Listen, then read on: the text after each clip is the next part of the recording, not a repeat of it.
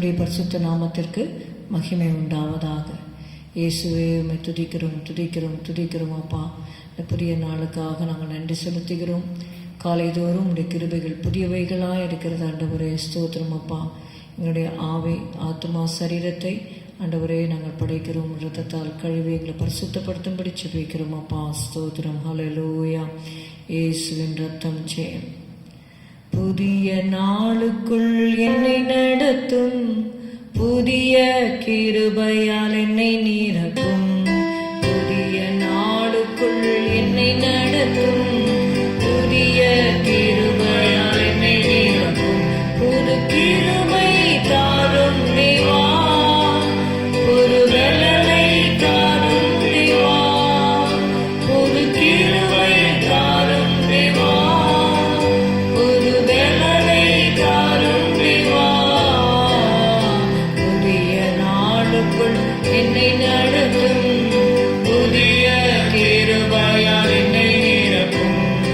ஆரம்பம் அற்பமானாலும் முடிவு சம்பூர்ணமா. ஆரம்பம் அற்பமானாலும் முடிவு சம்பூர்ணமா. குறைவுகள் நிறைவாகட்டும், குறைவுகள் நிறைவாகட்டும். எல்லா வறட்சி செழிப்பாகட்டும், எல்லா வறட்சி செழிப்பாகட்டும். புது கிருபை தாரும் தேவா, புது வெள்ளலை தாரும் தேவா, புது கிருபை தாரும் தேவா, புது வெள்ளலை தாரும் தேவா. புதிய நாளுக்குள் என்னை நடத்தும், புதிய கிருபையால் என்னை நிரப்பும். வெட்கத்திற்கு பதிலாக இரட்டிப்பு நன்மை தாரும் தேவா, வெட்கத்திற்கு பதிலாக இரட்டிப்பு நன்மை தாரும் தேவா. கண்ணீருக்கு பதிலாக, எங்கள் கண்ணீருக்கு பதிலாக ஆனந்த களிப்பை தாரும் தேவா, ஆனந்த களிப்பை தாரும் தேவா. புது கிருபை தாரும் தேவா, புது வெள்ளலை தாரும் தேவா, புது கிருபை தாரும் தேவா, புது வெள்ளலை தாரும் தேவா. புதிய நாளுக்குள் என்னை நடத்தும், புதிய கிருபையால் என்னை நிரப்பும். புதிய நாளுக்குள் என்னை நடத்தும், புதிய கிருபையால் என்னை நிரப்பும். ஹல்லேலூயா. உன்னத பாட்டு 1வது அதிகாரம் 9வது வசனம். Let's turn our Bibles to Song of Solomon, chapter 1 and verse 9.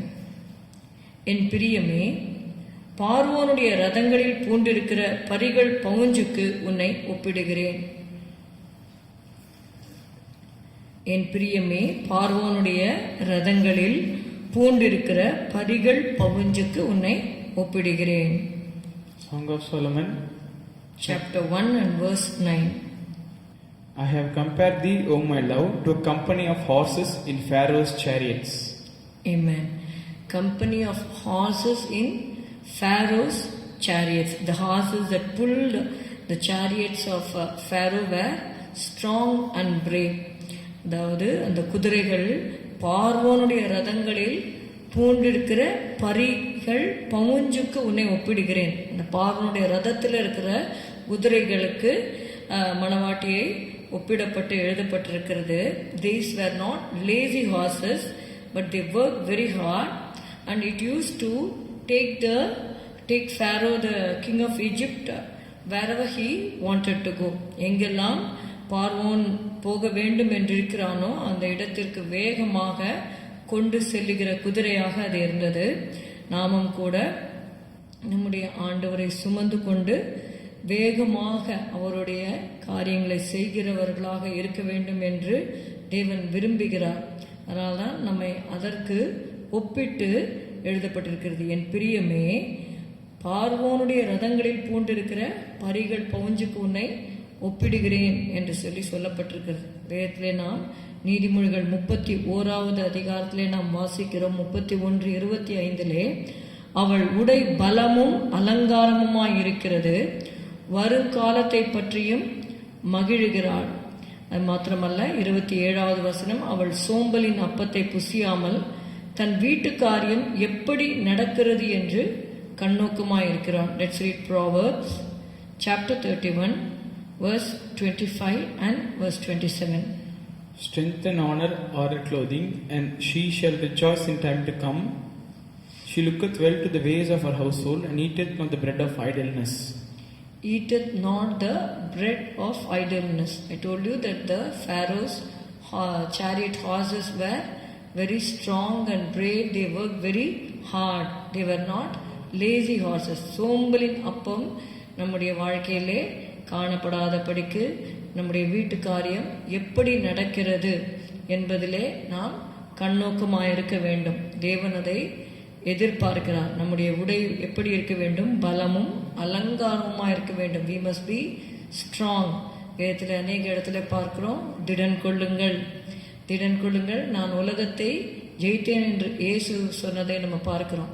உலகத்திலே உங்களுக்கு உபத்திரம் உண்டு, ஆனாலும் திடன் கொள்ளுங்கள், நான் உலகத்தை ஜெயித்தேன் என்று இயேசு சொன்னார். அது மாத்திரமல்ல, பழைய ஏற்பாட்டில் நீங்கள் பார்த்தீங்கன்னா திடன் கொள் என்று சொல்லப்பட்டதை பார்க்கிறோம். தானியேல் அந்த உபவாசத்தினாலே அவன் தளர்ந்திருக்கும் பொழுது அவனுக்கும் சொல்லப்பட்ட வார்த்தை திடன் கொள் என்று சொல்லப்பட்டதை பார்க்கிறோம். அப்படியாக நாம் திடன் கொண்டு தேவனுடைய காரியங்களிலே முன்னேறி செல்லும்படியாக, எப்படி அந்த பார்வோனுடைய ரதத்திலே பூட்டப்பட்டிருக்கிற குதிரைகள் வேகமாக செல்லுகிறதோ அப்படியாக நாம் செயல்பட வேண்டும் என்று இந்த வருடத்திலே தேவன் நம் இடத்துல எதிர்பார்க்கிறார். அதற்குரிய கிருபைகளை தேவன் நிச்சயமாக நமக்கு தருவார். செபிக்கலாம். ஸ்தோத்திரம் அப்பா, உம்மை துதிக்கிறோம் துதிக்கிறோம் துதிக்கிறோம் ஆண்டவரே. எங்களை தாழ்த்தி உடைய கருத்தில் ஒப்பு கொடுக்கிறோம். நீர் ஆண்டவரே இயேசுவை எங்களிடத்தில் எதிர்பார்க்கிற ஆண்டவரே அப்பா, அந்த ஆண்டவரே காரியத்திலே ஆண்டவரே தன் காரியத்தில் ஆண்டவரே அப்பா, ஆண்டவரே அப்பா நேர்த்தியா இருக்கிறவன் ராஜாக்களுக்கு முன்பாக நிற்பான். He that is diligent in his business will not stand before mean men, but he will stand before kings. ஆமாண்டவரே ஸ்தோத்திரம் ஸ்தோத்திரம். தன் காரியத்தில் ஜாக்கிரதையாய் இருக்கிறவன் நீசருக்கு முன்பாக நில்லாமல் ராஜாக்களுக்கு முன்பாக நிற்பான் என்று எழுதப்பட்டிருக்கிறபடி help us Lord to be diligent in our business. Hallelujah. உம்மை துதிக்கிறோம் துதிக்கிறோம் துதிக்கிறோம். உம்முடைய சத்தியத்தை கொண்டு செல்ல வேண்டிய இடங்களுக்கு நாங்கள் வேகமாய் கொண்டு செல்ல கிருபை செய்யும்படி நாங்கள் செபிக்கிறோம். ஆண்டவரே ஸ்தோத்திரம், எங்களை பலப்படுத்தும். இயேசுவின் நாமத்தில் பிதாவே, ஆமேன். என் ஆத்துமாவே கர்த்தரை ஸ்தோத்திரி, என் முழு உள்ளமே அவருடைய பரிசுத்த நாமத்தை ஸ்தோத்திரி. என் ஆத்துமாவே கர்த்தரை ஸ்தோத்திரி, கர்த்தர் செய்த சகல உபகாரங்களே மறவாதே. Good morning. Have a good day. God bless you.